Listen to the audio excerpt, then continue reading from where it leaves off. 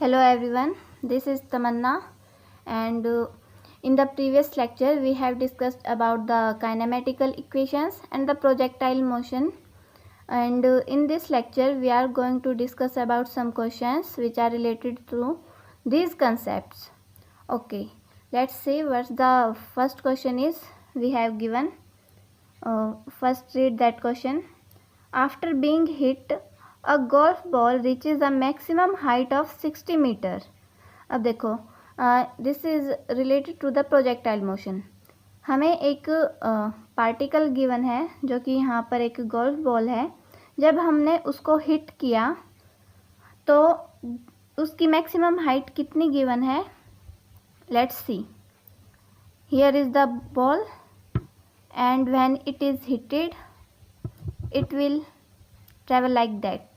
This is the projectile motion and see, this is the maximum height 60 metre जो कि हमें question में given है with speed 20 मीटर पर सेकेंड. अब जो स्पीड है वो किस पॉइंट पर गिवन है हमें, जब हमारा पार्टिकल इस पॉइंट पर है, that is maximum height h. सो इसके बाद क्या है, right after being hit the speed of the ball is. That means जब हमने इस बॉल को इस पॉइंट से हिट किया, यानी कि जस्ट आफ्टर हिट हमें इसकी वेलोसिटी निकालनी है, और जो वेलोसिटी है उसको हम क्या नोटेशन दे देते हैं, that is u. This is the initial velocity of the projectile. अब हमें जो है, जो क्वेश्चन में हमें गिवन था उसके अकॉर्डिंग हमने इसको डायग्राम ड्रॉ कर लिया है. सो अब जो फाइंड करना है उसके अकॉर्डिंग हम अपनी जो वैल्यूज़ हैं उनका यूज़ करेंगे. सो पहले तो हम गिवन वैल्यूज़ को ही नोट कर लेते हैं. Here h is equal to 60 metre. अब h को हम कैसे यूज़ कर सकते हैं इन टर्म्स ऑफ u, यानी कि हमें वैल्यू तो u की निकालनी है ना, किसी तरीके से u की वैल्यूज़ को निकालना है h और u की वैल्यू का ही यूज़ करके, जो कि हमें इसका कंपोनेंट गिवन है. अब h तो ये हो गया. मैक्सिमम हाइट का फॉर्मूला हमें पता है, this is u square sine square theta by 2g equal to 60 metre. अब इस 2g को हम इस साइड लेके जाएंगे तो ये क्या हो जाएगा, 2 इंटू 10, जी की वैल्यू 10 होती है ना, that is 20, and 20 into 60 it will be 1200 is equal to u square sine square theta. अब देखो यहाँ से तो हमारी बात नहीं बन रही है इतनी. अब हमें देखना होगा कि क्या गिवन और है. u गिवन है, u का कंपोनेंट गिवन है ना. अब u की वैल्यू इस पॉइंट पर 20 मीटर पर सेकंड है. अब आपको अपने माइंड को थोड़ा सा शार्प करना होगा. देखो यहाँ पर इस पॉइंट पर गिवन है, लेकिन हमें पता है कि जब भी हम प्रोजेक्टाइल को प्रोजेक्ट करते हैं तो उसके दो कंपोनेंट होते हैं वेलोसिटी का. एक तो होता है x डायरेक्शन में u cos theta, and in y direction u sin theta. अब हमें इस बात का भी पता है कि इस पॉइंट पर, दैट मीन्स मैक्सिमम हाइट पर y कंपोनेंट 0 हो जाता है वेलोसिटी का. सो हमारे पास क्या कंपोनेंट मिला, u cos theta. Okay, and u cos theta is 20. हमारे पास दो इक्वेशंस हो गई, इक्वेशन 1 एंड इक्वेशन 2. क्या हम इन दोनों का यूज़ करके निकाल सकते हैं. So let's see. देखो अगर हम इक्वेशन 2 का स्क्वायर करके और इक्वेशन 1 में ऐड कर दें तो हमें मिल सकती है u की वैल्यू.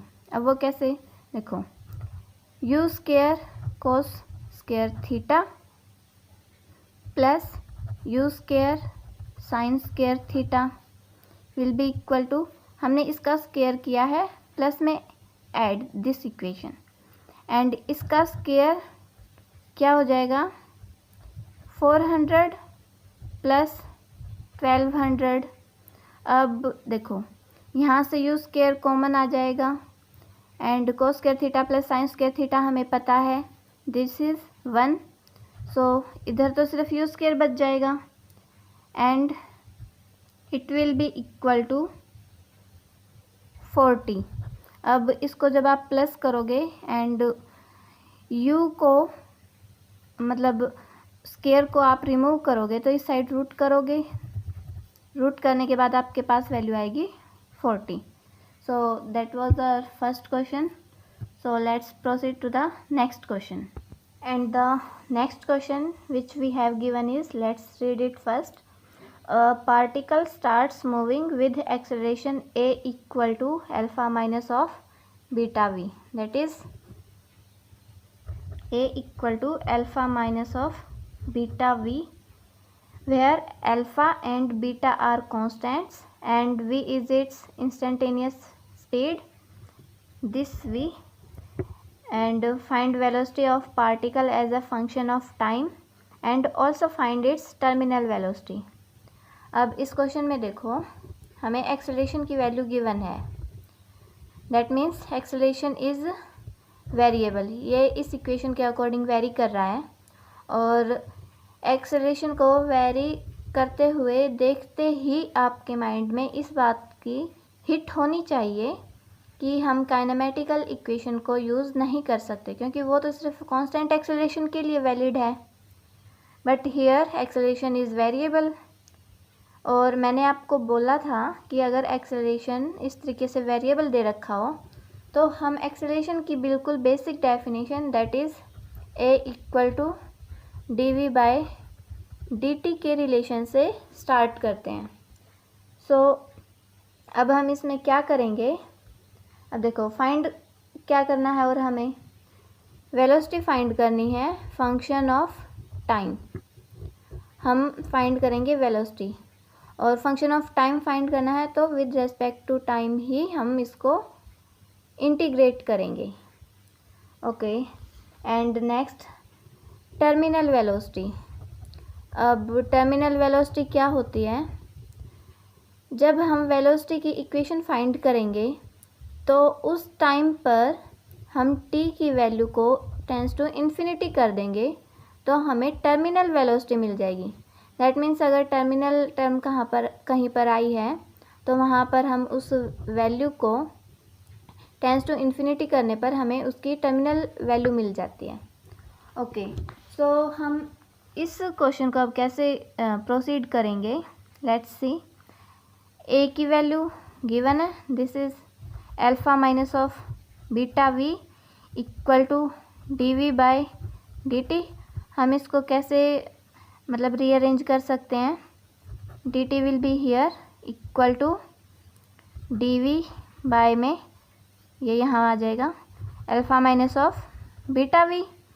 अब देखो हम यहाँ पर इंटीग्रेट करेंगे और लिमिट कैसे लेंगे, हमें क्वेश्चन में गिवन है कि a particle starts moving, that means जब टाइम 0 है तो वेलोसिटी भी 0 है, क्योंकि हमें इनिशियल वेलोसिटी 0 गिवन है क्वेश्चन में। आप क्वेश्चन की लैंग्वेज समझने की कोशिश कीजिए, यू विल फाइंड दैट। और उसके बाद हम क्या अपर लिमिट कैसे लिखेंगे, जब टाइम t है तो वेलोसिटी v हो जाएगी, यानी कि किसी इंस्टेंट पर। ओके सो अब आपको पता है कि ये वाला जो इंटीग्रल है बिल्कुल बेसिक है।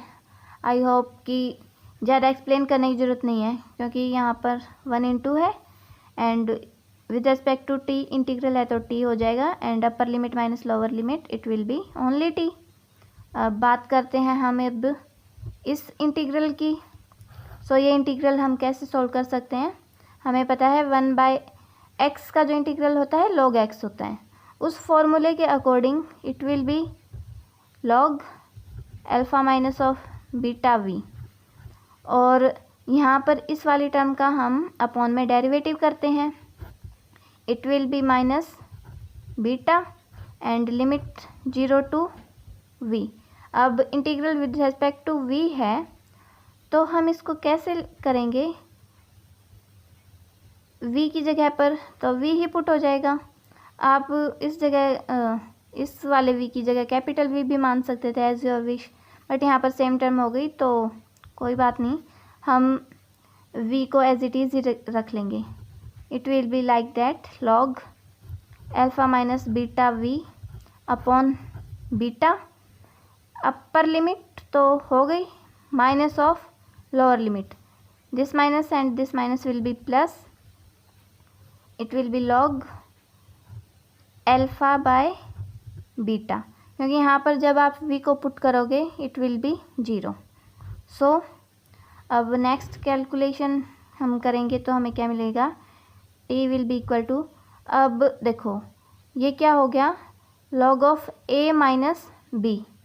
log of a minus b का फॉर्मूला क्या होता है, अब आपको ये भी पता है, that is log a by b. अब मैं इस फॉर्मूले को यहाँ पर लिख देती हूँ, log of a minus of log b it is equal to log of a by b. इस रिलेशन का यूज़ करते हुए हमें क्या रिलेशन मिल जाएगा, it will be mathematically like that 1 by beta log alpha minus of beta v upon alpha.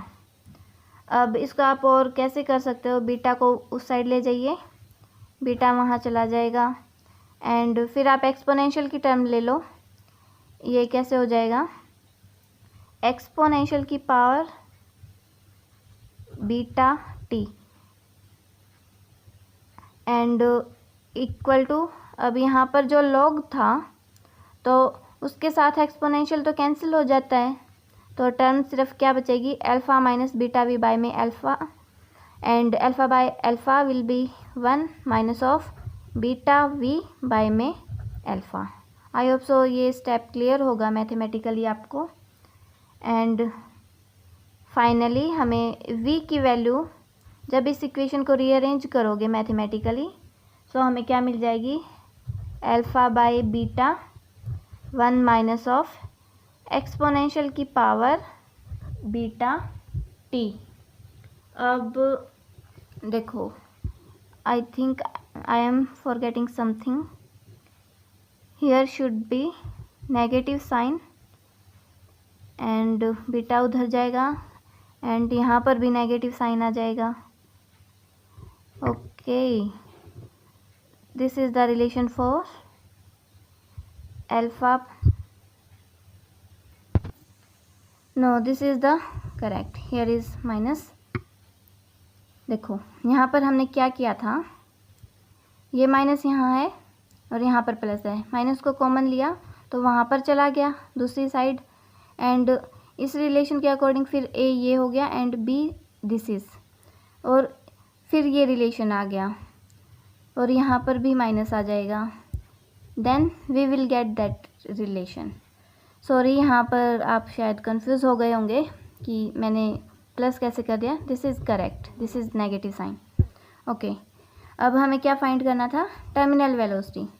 Terminal velocity that means t tends to infinity.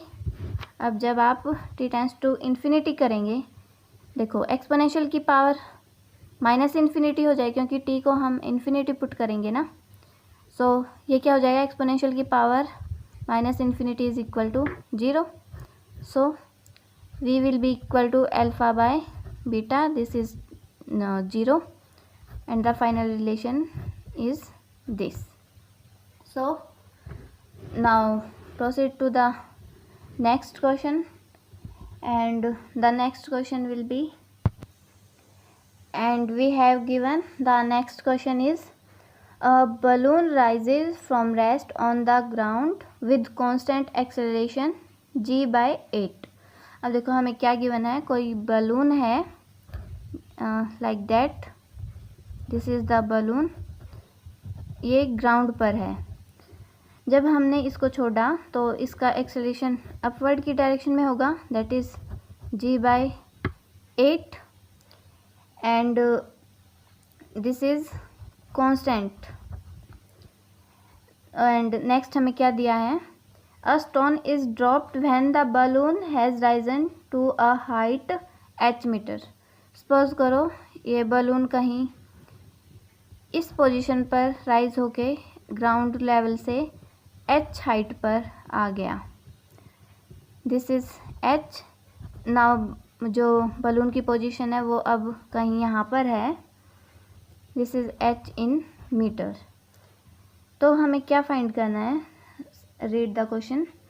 Show that the time taken by the stone to reach the ground is given by 2√h/g.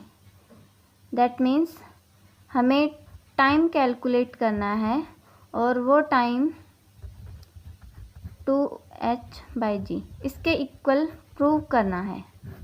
ये कौन सा time है, time taken by the stone to reach the ground is, देखो balloon किसी instant पर यहाँ पर आ गया और जब हमने इस बलून को रिलीज़ किया था नीचे से, उसी टाइम पर हमने एक स्टोन को अपवर्ड पोजीशन से नीचे की ओर रिलीज़ किया था. This is the position of stone. अब जब ये स्टोन नीचे आएगा यानी कि ग्राउंड पर हिट करेगा तो वो कितना टाइम लेगा, ये वो टाइम है और इस टाइम को हमें प्रूफ करना है. देखो बलून यहाँ था, हमने इसको रिलीज़ किया, सेम टाइम पर हमने एक स्टोन को ड्रॉप किया ऊपर से. स्टोन नीचे आ जाएगा और बलून कहीं h हाइट पर है. जब स्टोन नीचे आ गया तो उसका टाइम ये गिवन है और हमें इस टाइम को प्रूफ करना है कि हाँ इतना ही टाइम लगा है उस स्टोन को नीचे आने में. सो देखो कांस्टेंट क्या है इसमें, एक्सेलरेशन. हम यूज़ क्या कर सकते हैं, kinematical equation. This is an important point about kinematical equation की जो एक्सेलरेशन है वो कांस्टेंट होना चाहिए.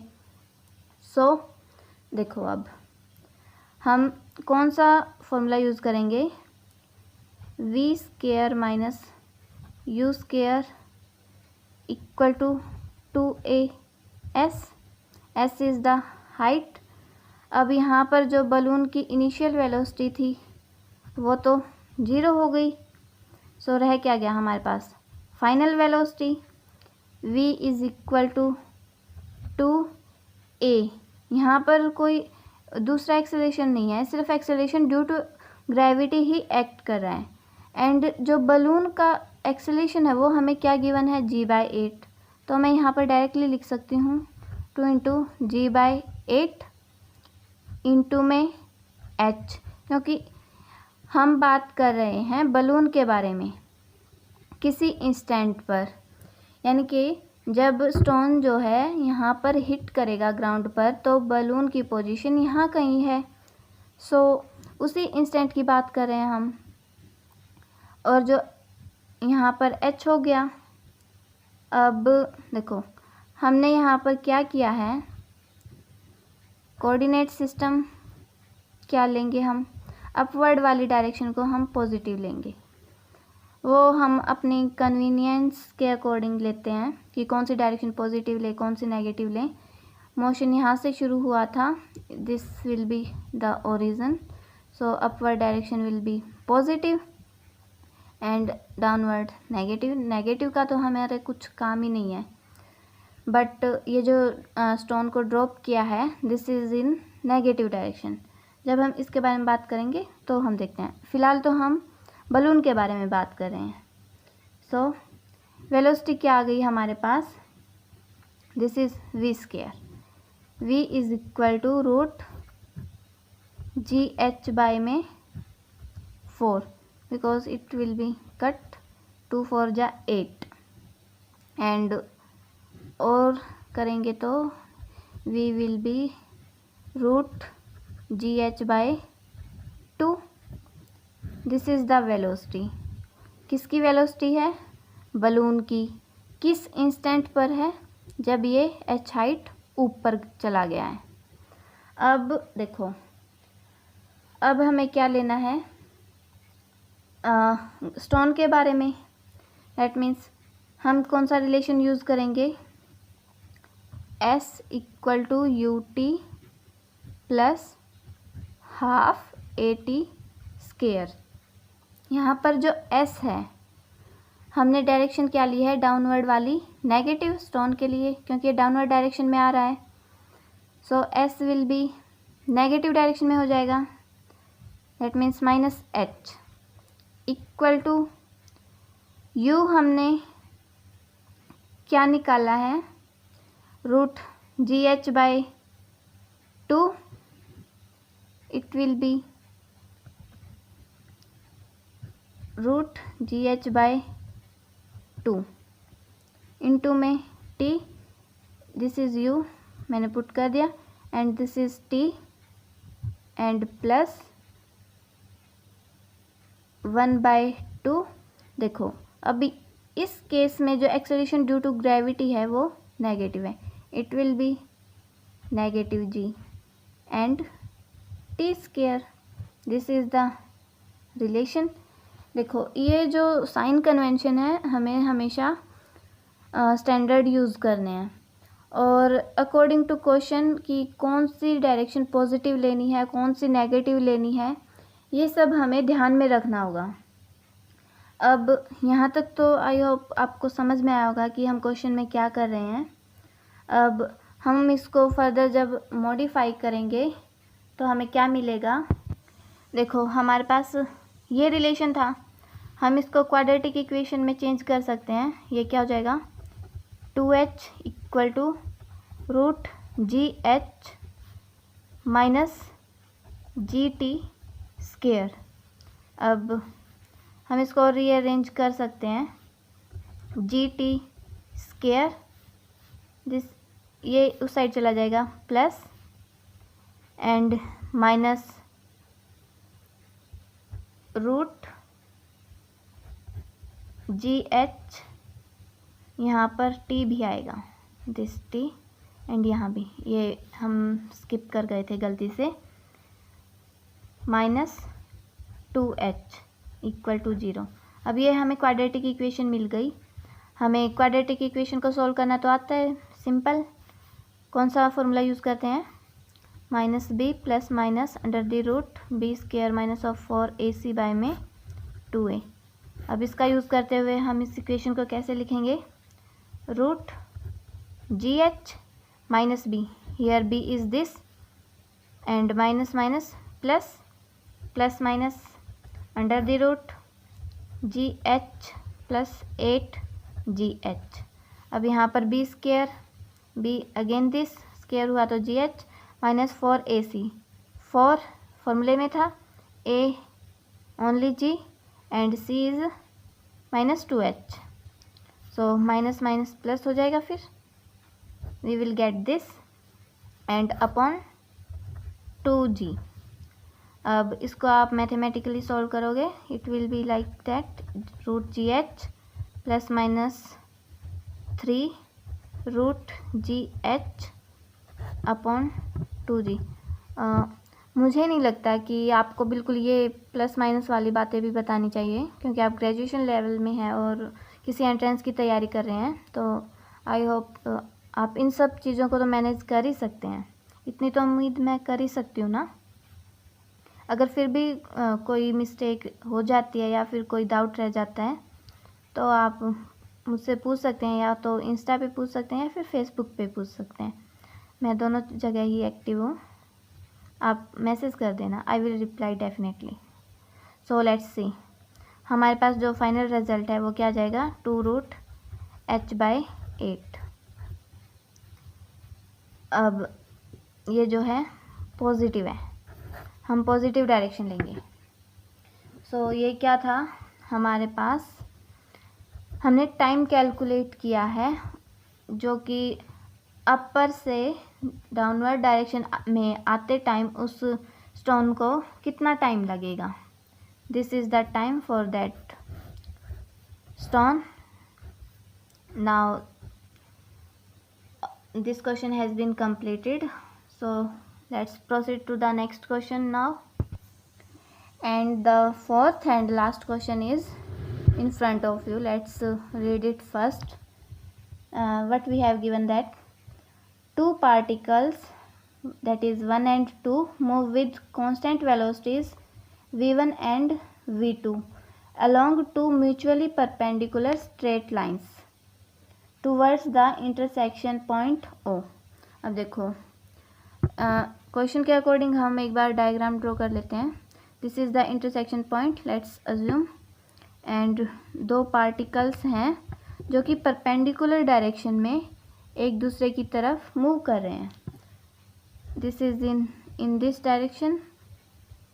This is particle 2, this is particle 1 and velocities different हैं. This is v2 and this is v1. अब जो इंटरसेक्शन पॉइंट है दैट इज़ O. अब नेक्स्ट हमें क्या दिया है, at the moment t equal to 0, that means time जब 0 है, the particles were located at the distance L1 and L2. That means जब उन दोनों पार्टिकल्स का मोशन स्टार्ट हुआ, टाइम t इक्वल टू 0 था, तो उनका डिस्टेंस क्या क्या था इस इंटरसेक्शन पॉइंट से. v1 के लिए था L1 एंड v2 के लिए था L2. अब फर्दर क्या है, how soon will the distance between the particles become the smallest. अब देखो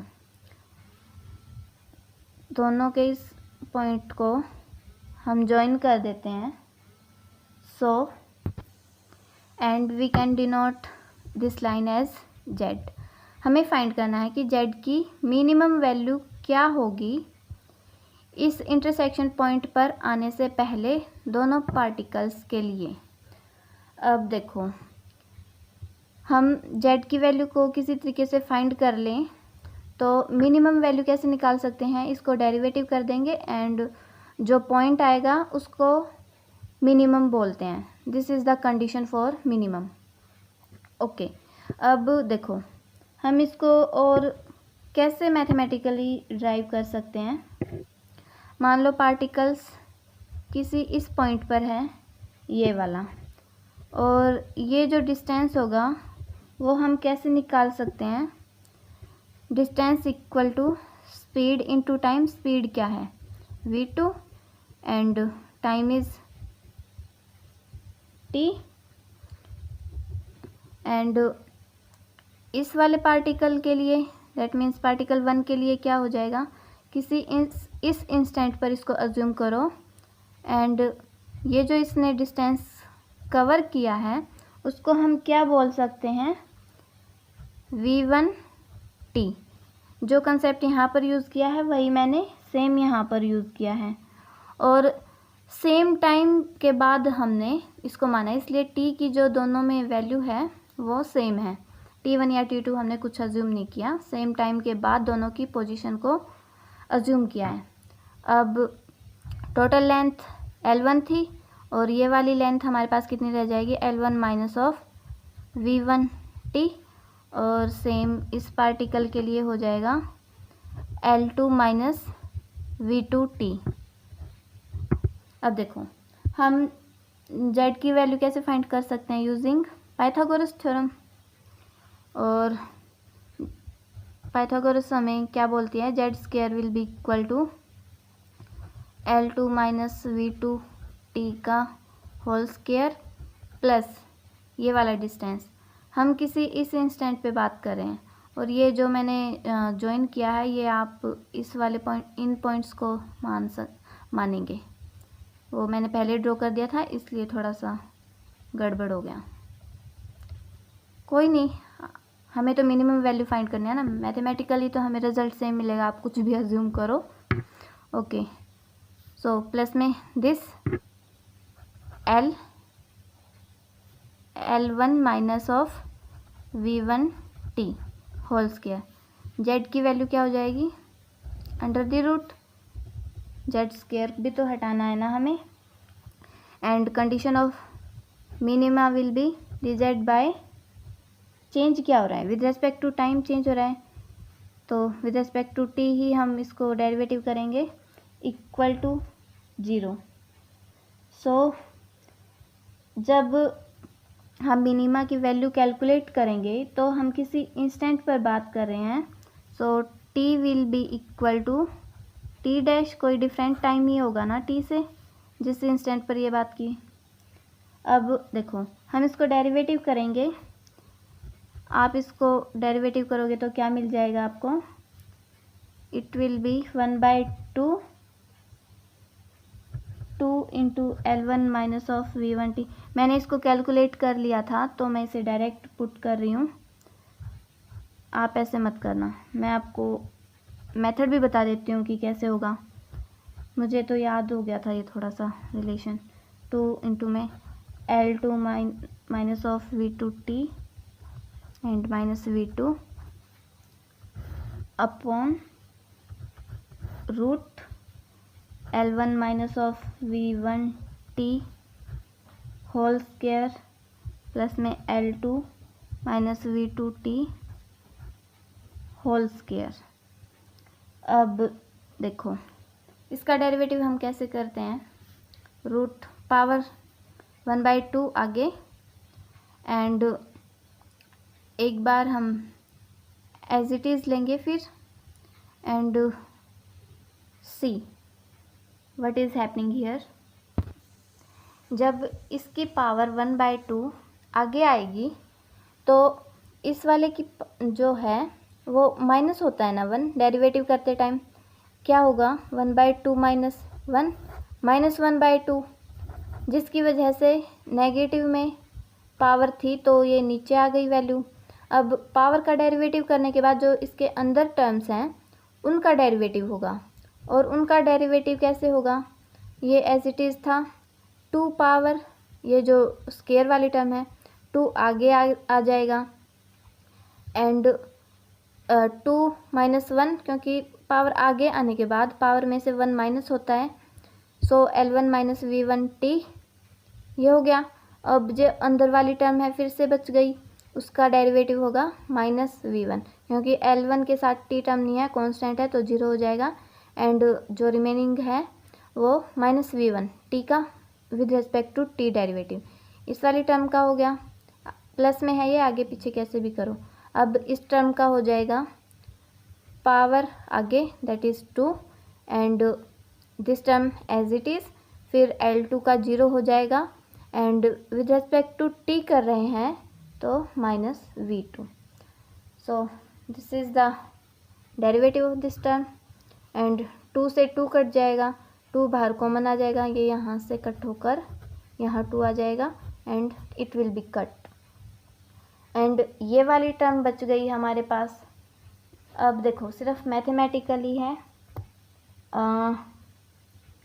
जो हम इसको कैसे लिख सकते हैं, अब V1 square plus V2 square into t equal to L1 V1 plus L2 V2।